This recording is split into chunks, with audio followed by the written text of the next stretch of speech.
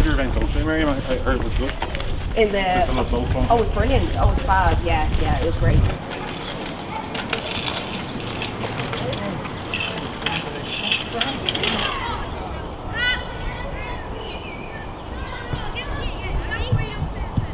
This group stays left. That group stays right, okay?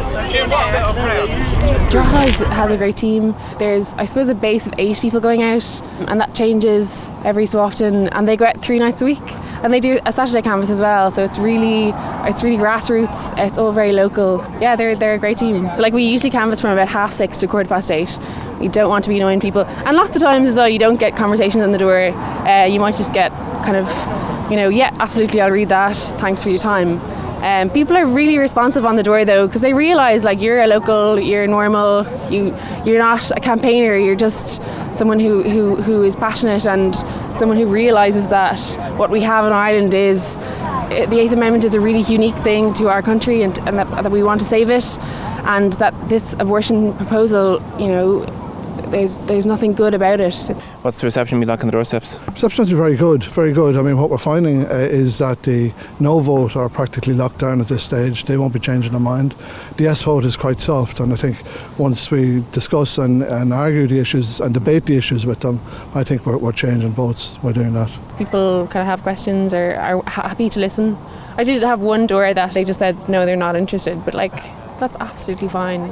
People, it's a very divisive issue. It's hard to talk about at the doors, but I think it's telling that Irish people have questions. They're not being answered on social media, and there's an awful lot of scaremongering that goes on, where people get taken in by the kind of stories that tug on your heartstrings.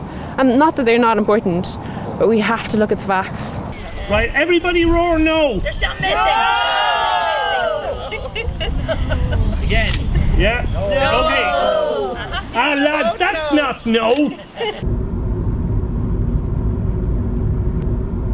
Have you been campaigning on this issue for a long time, or are you recently involved? No, I just got recently involved. In 1983 I was very much against the insertion of anything to do with women's health into the Constitution, but the Eighth Amendment was particularly bad.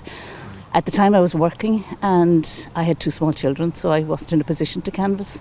But this time around my kids are grown up, I'm retired, and I couldn't let it pass. When you meet people on the doorsteps, are they aware of the issues? Are they aware of the referendum even? And how receptive are they to your message? Everyone is aware. A lot of people will tell you how they're voting, and a lot of people will say the vote is personal to them, they don't have to declare it. Of course, I respect that. We've got a lot of yeses here in Maeve, a few no's, but a lot of undecided. If you stay talking to the undecided, you know that they're leaning towards the yes. Thank you very much.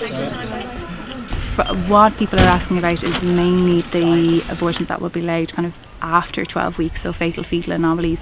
And as we know, they can't really be diagnosed until, most aren't diagnosed till 20 weeks till the fetal anomaly scan, so that's why there has to be a provision in the legislation allowing for abortion in certain cases after 12 weeks, so fatal fetal, where there's risk to the life of the mother or there's a serious risk to the health of the mother. So I suppose that's a lot of the questions that people would have, as in why those abortions couldn't be earlier, and it's just kind of talking through that with people. People, they're only just starting to engage, they're confused. They don't know what to believe. They think it's a black and white situation, but it's not. It's grey. It's a grey situation. Life is grey. Life throws things at you that isn't black or white. You have to make tough decisions sometimes, and we have to support people with those decisions.